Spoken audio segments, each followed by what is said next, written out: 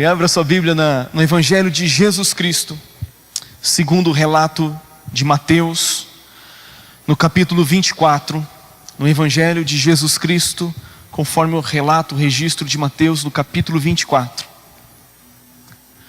Nós faremos a leitura, versículo 32 ao versículo 35.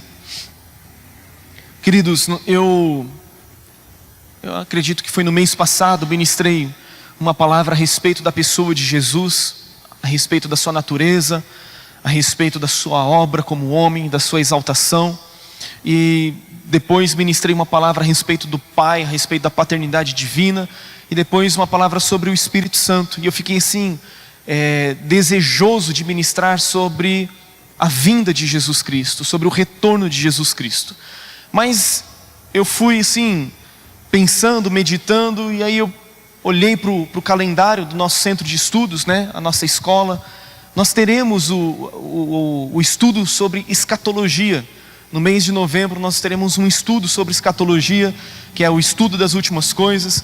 E nós vamos estudar aí 6 a 8 horas só sobre este assunto de escatologia. E eu peguei e deixei o assunto de escatologia, da vinda de Jesus Cristo, de lado do meu coração. Mas a gente acaba entrando num lugar de dependência de Deus sobre o que ministrar, sobre o que não ministrar, que a gente já não ministra mais aquilo que quer. E a gente passa a ministrar aquilo que está no coração de Deus e que é necessário para um tempo como este. Então, ontem eu fiquei relutante, procurando entender em Deus qual seria a minha mensagem a compartilhar com vocês nesta noite. E eu entendi da parte do Senhor compartilhar então com você Mateus capítulo 24, versículo 32 até 35. Diz assim: aprendei, pois, a parábola da figueira. Quando já os seus ramos se renovam e as folhas brotam, sabeis que está próximo o verão. Assim também vós, quando virdes todas estas coisas, sabei que está próximo às portas. Em verdade vos digo que não passará esta geração sem que tudo isto aconteça. Passará o céu e a terra, porém as minhas palavras não passarão. Vamos ler novamente o versículo 32 e 33. Eu quero que você preste bastante atenção neste versículo. Aprendei, pois, a parábola da figueira. Quando já os seus ramos se renovam e as folhas brotam, sabeis que está próximo o verão. Assim também vós, quando virdes todas estas coisas, sabei que está próximo às portas. Meus queridos, a vinda do Senhor Jesus Cristo, o seu retorno, é uma promessa que há de se cumprir. É uma promessa que está na agenda e no calendário de Deus. Ela vai se cumprir. Jesus veio a este mundo, se fez carne, exerceu o seu ministério por aproximadamente 3 anos, morreu numa rude cruz, ressuscitou ao 3º dia, permaneceu nesta terra durante 40 dias, ensinando os seus discípulos a respeito do reino de Deus, e logo em seguida então, a Bíblia diz que ele é assunto aos céus, é elevado às alturas numa nuvem, e da mesma forma como Jesus sobe aos céus, ele também virá. Acerca da vinda de Jesus, da primeira vinda de Jesus, nós temos aproximadamente 300 referências bíblicas sobre a primeira vinda de Jesus. Sobre a segunda vinda, nós temos aproximadamente 2.400 referências bíblicas sobre o seu retorno. Portanto, nós percebemos que a Bíblia enfatiza muito mais a vinda de Jesus Cristo, ou melhor, o seu retorno, a sua segunda vinda, do que até mesmo a primeira vinda. E quando você olha a Bíblia, você percebe que o fim é anunciado desde o princípio. Desde Gênesis nós já podemos ver Deus anunciando o fim de todas as coisas, anunciando o retorno do seu Filho, mostrando que um dia Ele há de julgar as nações, mostrando que um dia Ele há de julgar todos os homens, conforme a palavra de Deus nos mostra. Em Atos no capítulo 1, no versículo 11, os anjos que recebem a Jesus dizem assim: homens da Galileia, por que vocês estão olhando para as alturas?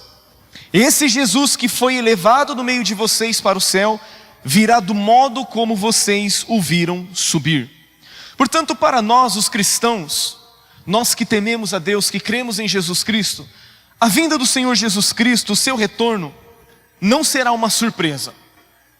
A volta de Jesus não será uma surpresa para aqueles que aguardam o seu retorno.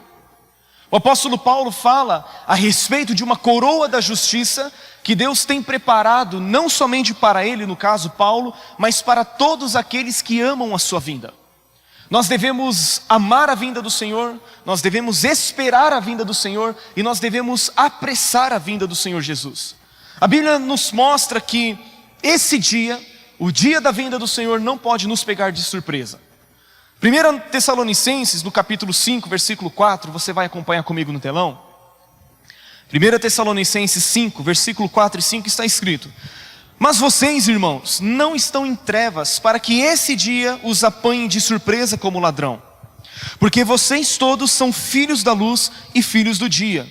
Nós não somos da noite nem das trevas.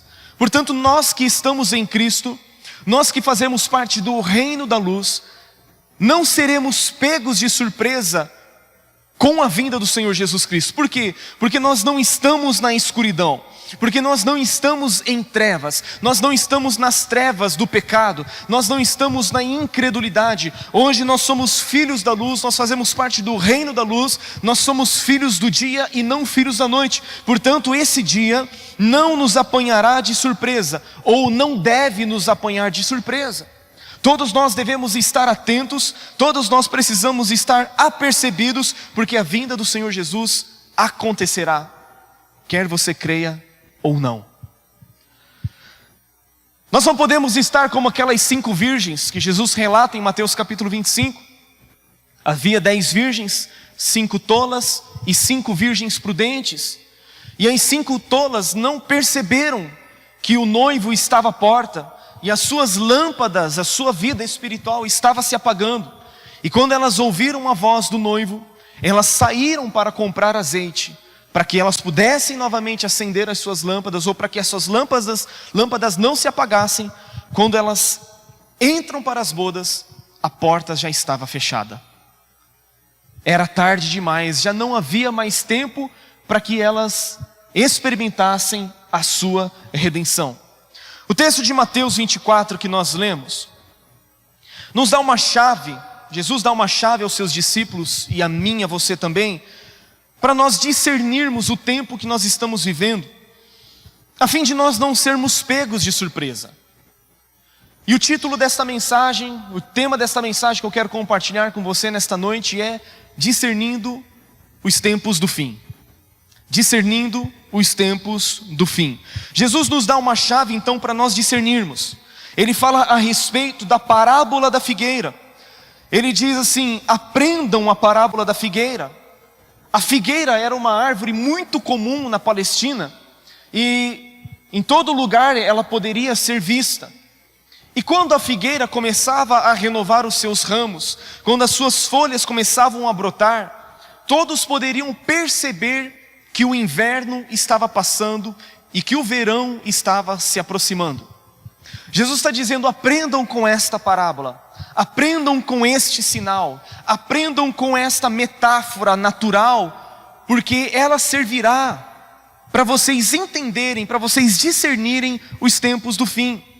Jesus está dizendo, em outras palavras, gente, da mesma forma que quando as pessoas olham para a figueira e percebem que os seus ramos estão sendo renovados, os seus brotos estão sendo gerados novamente, vocês podem perceber que o verão está próximo, que o inverno está passando. E Jesus fala assim: da mesma forma vocês, quando vocês virem todas estas coisas, saibam que está próximo, que está às portas, que o tempo do fim está chegando. E quais são essas coisas então, ou quais os acontecimentos que sinalizam a vinda de Jesus, mostram que ela está próxima, assim como quando a figueira começa a renovar os seus ramos, anuncia a chegada do verão? Quais são os acontecimentos que nós podemos olhar e perceber que a vinda de Jesus está próxima mais do que nunca. Quais acontecimentos? O que nós devemos olhar a fim de discernirmos o fim dos tempos? A primeira coisa que nós devemos observar são os sinais na natureza e nas nações. Os sinais nas nações e na natureza. Tudo aquilo que está acontecendo nas nações e tudo aquilo que está acontecendo na natureza servem a mim e a você de sinal para mostrar que a vinda de Jesus está muito próxima. Jesus, no capítulo 24 mesmo, no versículo de número 6, acompanhe por gentileza, mantenha a sua Bíblia aberta. Jesus fala no versículo 6 e 7 do capítulo 24: e certamente ouvireis falar de guerras e rumores de guerra. Vede, não vos assusteis, porque é necessário assim acontecer, mas ainda não é o fim. Porquanto se levantará nação contra nação, reino contra reino, e haverá fomes e terremotos em vários lugares. Então a primeira coisa que nós vemos são o quê? São as guerras. As guerras, rumores de guerras, nação contra nação, reino contra reino. O que nós precisamos entender em relação às guerras é que elas sempre aconteceram na história da humanidade. Entretanto, o que nós percebemos é que elas têm se intensificado. Elas têm acontecido com uma frequência maior. Só para você ter uma ideia, desde 1945, quando terminou a Segunda Guerra Mundial, o número de guerras tem aumentado vertiginosamente. Registra-se mais de 300 guerras desde então, na formação de nações emergentes, na queda de antigos impérios, e a despeito de milhares de tratados de paz, os últimos 100 anos, eles são denominados como o século da guerra. 200 milhões de pessoas foram mortas neste último século por causa das guerras. 30 milhões de pessoas foram mortas na Primeira Guerra Mundial. 60 milhões de pessoas foram mortas na Segunda Guerra Mundial. Você percebe a intensificação. Segundo uma pesquisa de um instituto, 50% de todos os cientistas do mundo estão trabalhando em pesquisas de armas de destruição. Quase 40% dos recursos das nações são colocados na pesquisa e fabricação de armas. E nós falamos de paz, de acordos de paz, de tratados de paz, e nós não percebemos que mais de $1 trilhão é gasto por ano na fabricação de armas de guerra. Percebe a intensidade, a intensificação deste sinal que Jesus está dizendo: olha, quando estas coisas estiverem acontecendo, lembrem-se da figueira. Lembrem-se que quando essas coisas estiverem acontecendo, elas servirão para vocês de sinal de que o fim dos tempos está chegando. E um primeiro sinal que mostra a volta de Jesus de uma forma iminente, de uma forma de que está próxima, são as guerras. Jesus ainda fala neste versículo 7 a respeito de fomes, que é a consequência das guerras. Ele fala também a respeito de terremotos. Isso também tem acontecido de uma forma intensa. Até o início do século passado, deixa eu colocar algumas informações para você. Até o início do século passado, não era tão comum os terremotos, os maremotos nos Estados Unidos. Mas já no final do século passado, já haviam acontecido mais de 200 terremotos dramáticos na nação norte-americana. Essa semana mesmo, nós vimos a notícia de um furacão terrível sobre o estado de Carolina do Norte, lá nos Estados Unidos. Como que ele foi intitulado mesmo? Furacão Florence, né? Era o Florence. Queridos, era simplesmente para devastar a costa dos Estados Unidos. O governo alertou mais de 1.700.000 pessoas para que elas deixassem as suas casas, as suas residências e sumissem.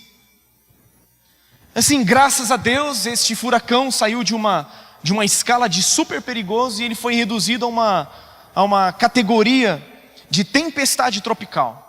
Mas ainda assim, muitas casas estão debaixo de água, muitos carros, muitas pessoas, dezenas de pessoas já foram mortas nesta semana por causa deste furacão Florence. Paralelo a isso, um tufão atingiu as Filipinas. Hoje pela manhã eu estava vendo este noticiário. atingiu as Filipinas, ventos de mais de 200 quilômetros por hora, e esse mesmo furacão está se dirigindo agora a Hong Kong, a China. Queridos, quando essas coisas acontecem, elas precisam gerar em nós um alerta, elas precisam gerar em nós uma mudança de vida, elas precisam mudar em nós a nossa forma de viver. Quando você olha, por exemplo, essas catástrofes naturais, quando você olha terremotos, maremotos, furacão Katrina, coisas que aconteceram na Ásia na década passada, devastando nações. Quando você olha essas coisas, você não pode olhar sob a ótica natural.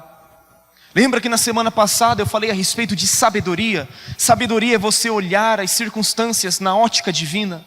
Sabedoria é você olhar as coisas com os olhos de Deus. Nós precisamos olhar essas coisas que estão acontecendo com a sabedoria divina.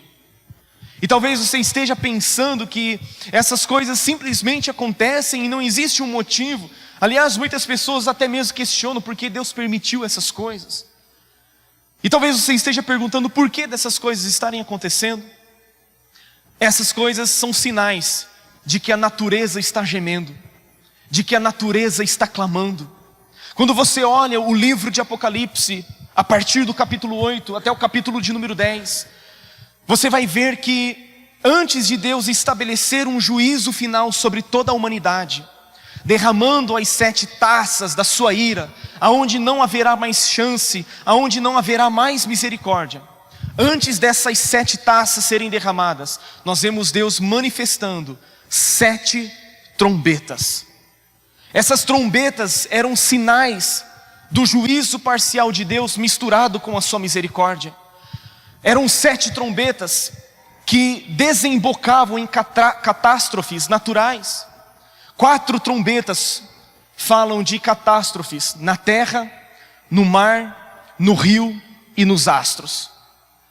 E essas trombetas, elas têm como objetivo chamar o homem ao arrependimento, chamar o homem a se arrepender, mostrar para a pessoa, para o homem, para a humanidade que ainda existe uma oportunidade, que ainda existe a misericórdia de Deus, que triunfa sobre o juízo e que existe a oportunidade que Deus está dando para que as pessoas se arrependam.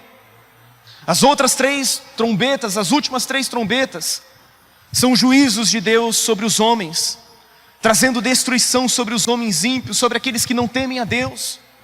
E eu estou aqui para dizer para você, querido, que essas trombetas, elas estão sendo anunciadas.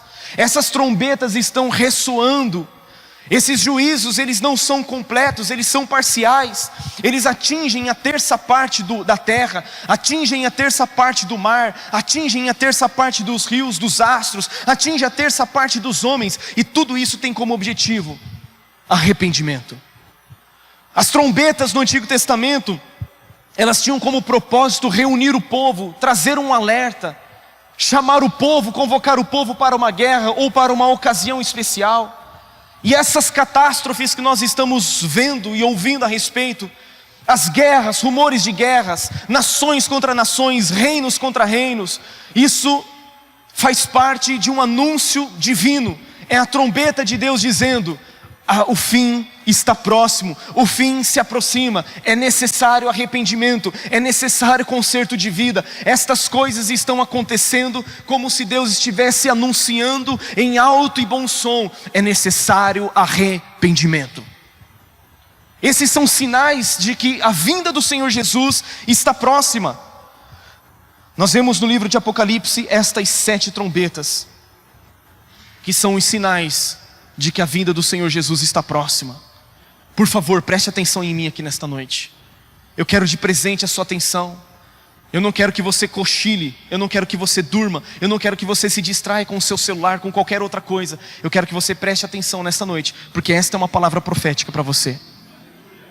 As trombetas estão ressoando, mas não apenas estes sinais nós encontramos em toda a Bíblia, mas nós podemos ver ainda, em segundo lugar, a depravação moral. Capítulo 24, versículo de número 12, Jesus diz assim: e por se multiplicar a iniquidade, o amor se esfriará de quase todos. O que nós temos visto nos últimos dias Não é apenas o aumento da iniquidade. O que nós estamos vendo é, na verdade, a iniquidade se multiplicando. Não é apenas uma crescente da iniquidade, mas nós estamos vendo a iniquidade se multiplicando. Não apenas um fator de aumentar, de crescer, mas nós estamos vendo a iniquidade se multiplicar em nossa geração, em nossa nação, em todas as nações da terra. Nós vemos a desintegração da família tradicional, a falência das instituições, o colapso dos valores morais e espirituais.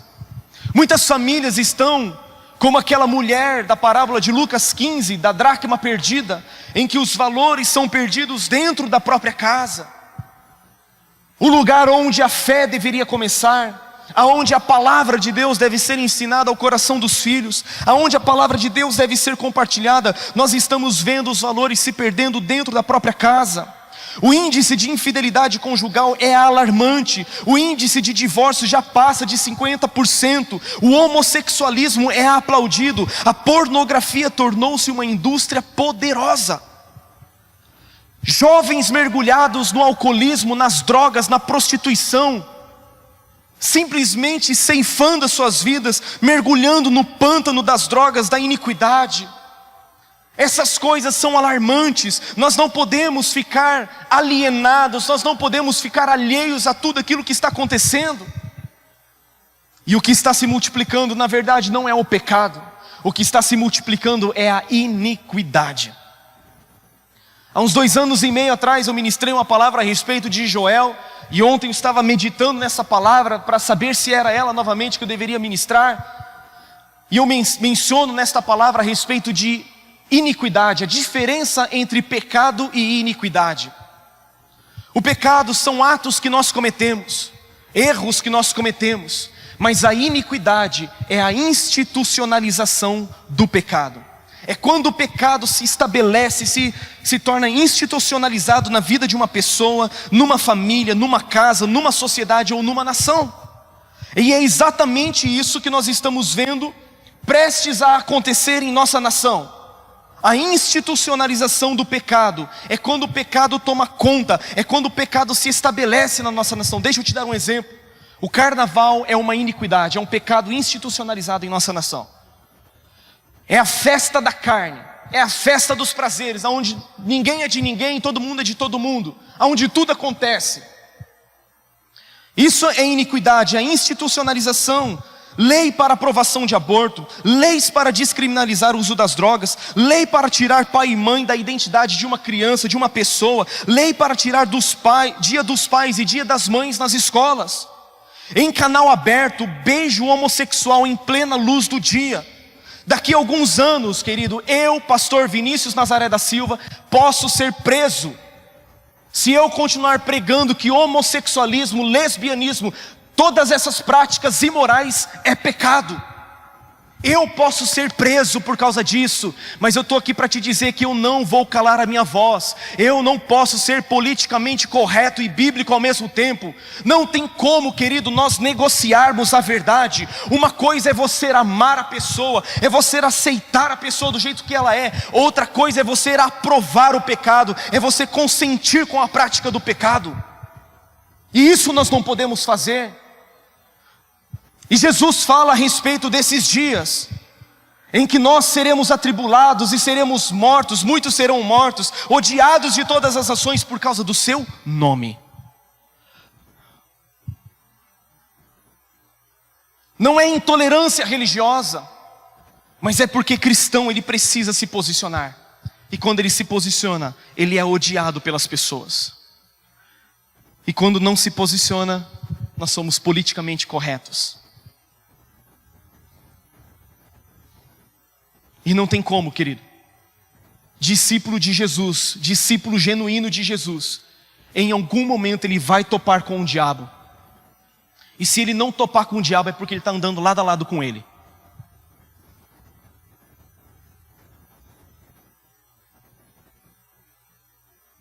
Alguém está entendendo o que eu estou dizendo? É um tempo, querido, que isso precisa mexer com o nosso íntimo. Essas coisas precisam mexer comigo e com você. precisa gerar uma indignação, precisa gerar em nós um inconformismo. Não seja crente alienado. É um tempo em que muitos estão sendo enganados, versículo 4 e 5. E ele lhes respondeu: vede que ninguém vos engane, porque virão muitos em meu nome dizendo, eu sou o Cristo, e enganarão a muitos. Versículo 9 e 10. Então sereis atribulados e vos matarão, sereis odiados de todas as nações por causa do meu nome. Nesse tempo muitos hão de se escandalizar, trair e odiar uns aos outros. Versículo 11. Levantar-se-ão muitos falsos profetas e enganarão a muitos. Nós estamos vivendo um tempo em que falsos profetas estão pregando um outro evangelho, estão pregando um outro Jesus, estão pregando uma outra coisa que não é o evangelho de Cristo. Valdemiro Santiago, Agenor Duque, esses homens são falsos profetas que não pregam o verdadeiro evangelho. Essas igrejas não são cristãs, não são evangélicas, são seitas. Querido, hoje eu estou rasgando o verbo aqui. Ainda bem que a porta está fechada. Se vocês me consideram pastor de vocês, ouçam o que eu estou falando. Eu não terei responsabilidade sobre nenhum de vocês diante do juízo de Deus, diante do trono de Deus.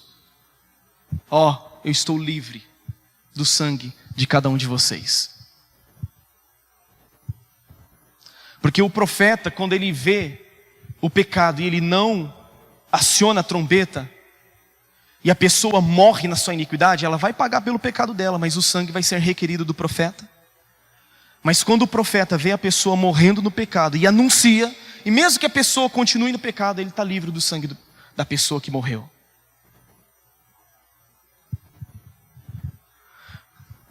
Qual deve ser a nossa postura diante de tudo isso que está acontecendo?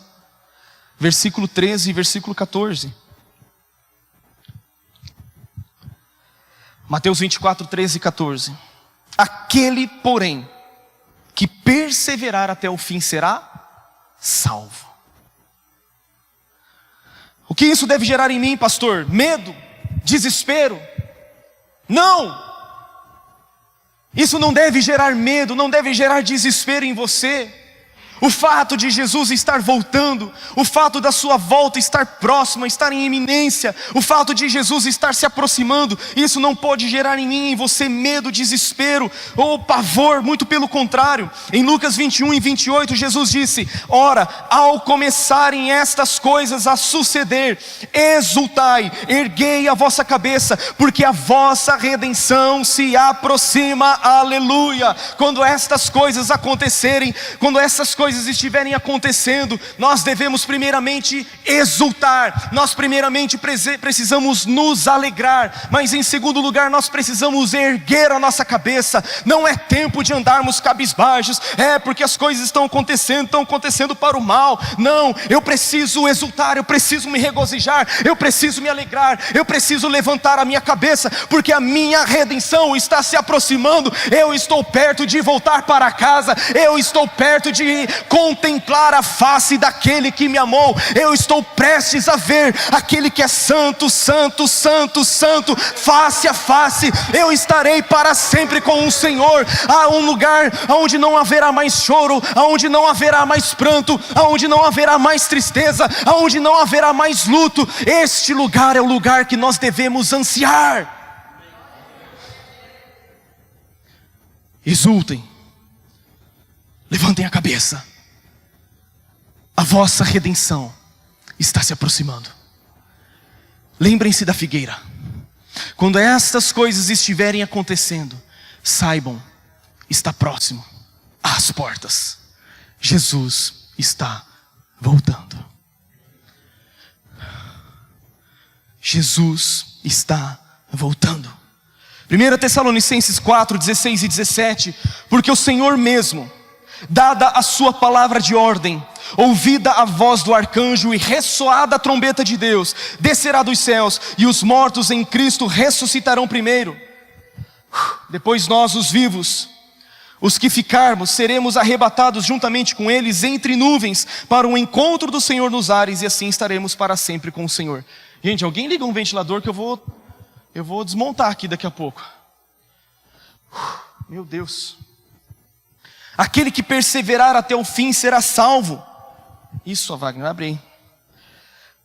2 de Pedro 3, 11 e 12.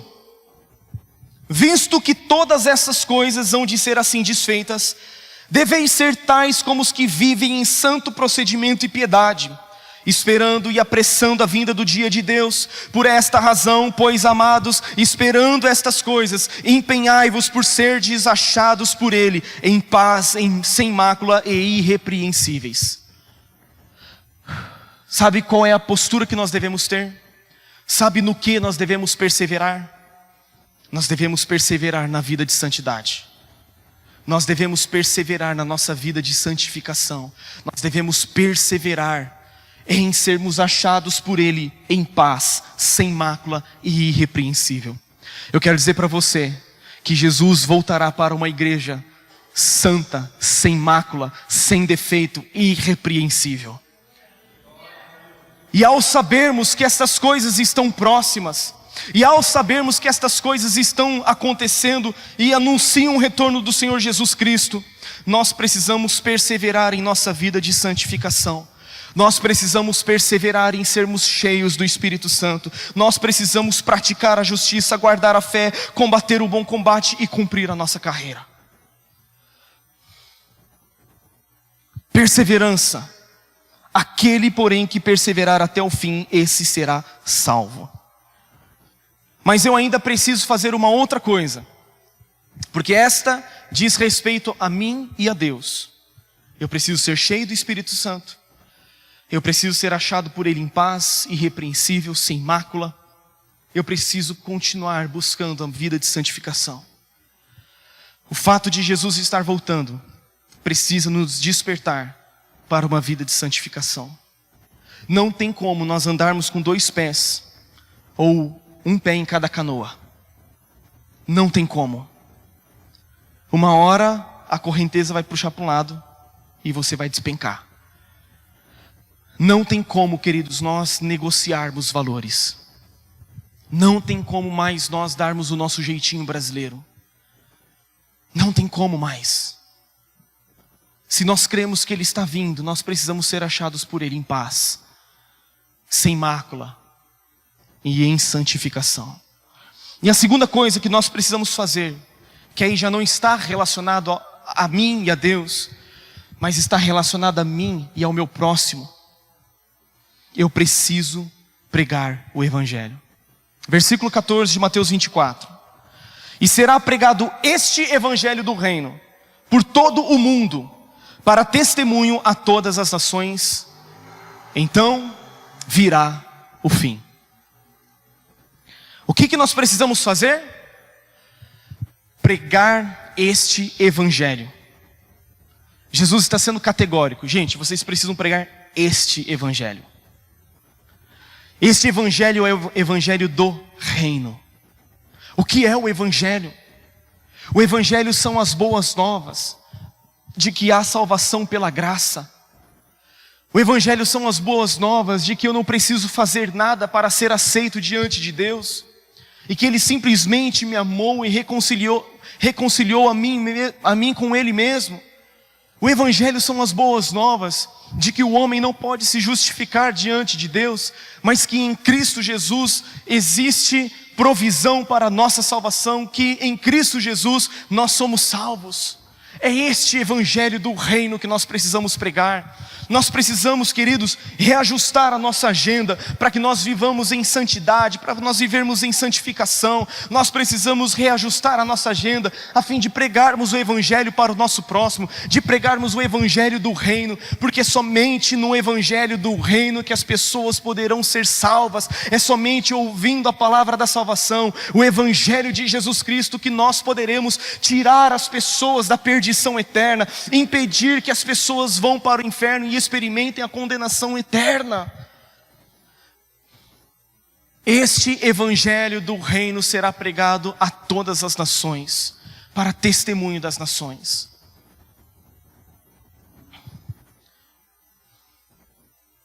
Sabe, e nós estamos preocupados com uma casa melhor, e nós estamos preocupados em trocar de carro, E nós estamos preocupados, sabe, em melhorar de vida, em comprar uma casa maior, em comprar um carro mais caro.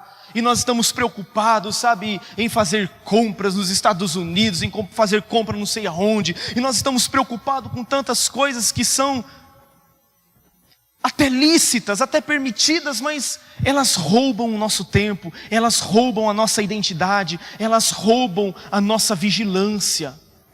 Elas tiram de nós o senso de urgência.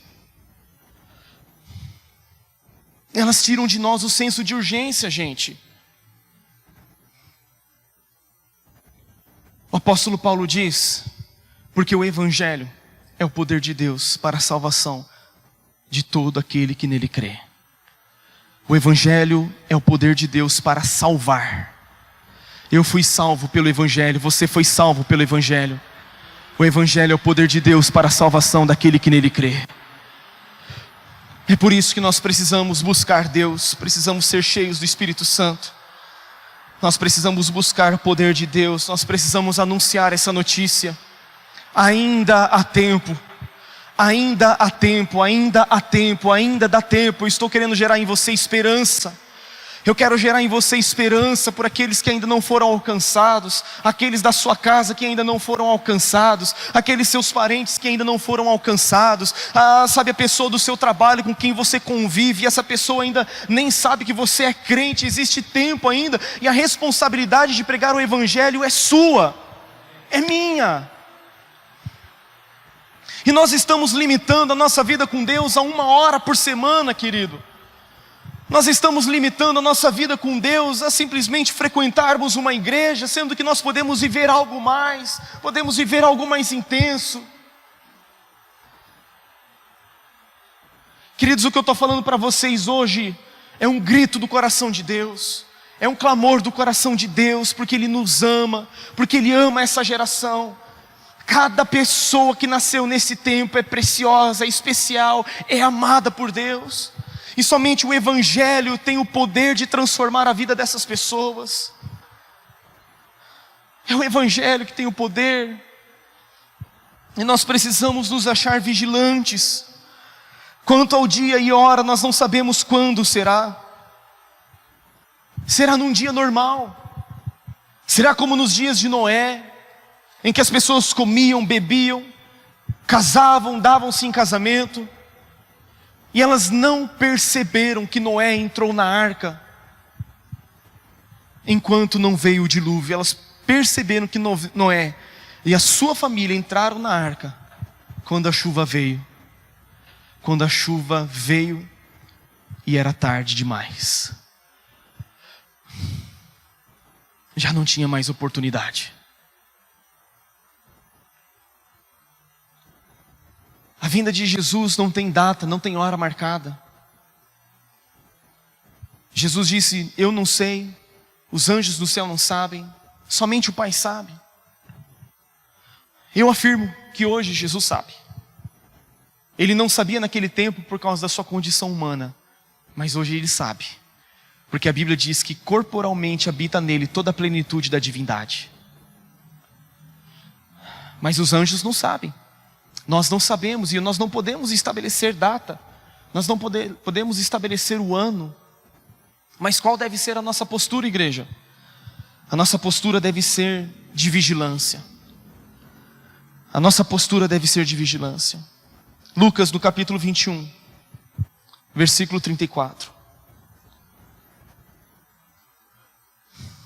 A Bíblia diz assim: acautelai-vos por vós mesmos, para que nunca suceda que o vosso coração fique sobrecarregado com as consequências da orgia, da embriaguez e das preocupações do mundo. E para que aquele dia não venha sobre vós repentinamente como um laço. Pois há de vir a todos os que vivem sobre a terra. Vigiai, pois, a todo tempo, orando, para que possais escapar de todas estas coisas que têm de suceder e estar em pé na presença do Filho do Homem. Jesus está dizendo, acautelai-vos por vós mesmos. Tenham cautela. Estejam apercebidos. Estejam atentos. Para que o coração de vocês não fique sobrecarregado para que o coração de vocês não fique sobrecarregado com as consequências da orgia, da embriaguez e das preocupações do mundo, e para que aquele dia não venha repentinamente como um laço. Esse dia não pode nos pegar de surpresa. Sabe qual é a sua postura? Você está trabalhando, você está lá no seu trabalho, mas o seu coração está consciente de que Jesus está voltando. Você está lá, Adilson, mexendo com eletricidade, fazendo o seu trabalho, excelentemente como você faz, mas no seu coração existe a ardente expectativa de que Jesus está voltando, de que a volta dele é próxima, está às portas e vai acontecer. Nós precisamos estar alertas. Eu não sei se Jesus volta nos nossos dias, eu não sei se ele volta essa semana, eu não sei se ele volta ano que vem. O que eu sei é que nós temos que estar prontos. Ele vindo ou nós partindo para o encontro dele, nós precisamos estar prontos. Coloque-se em pé, por gentileza.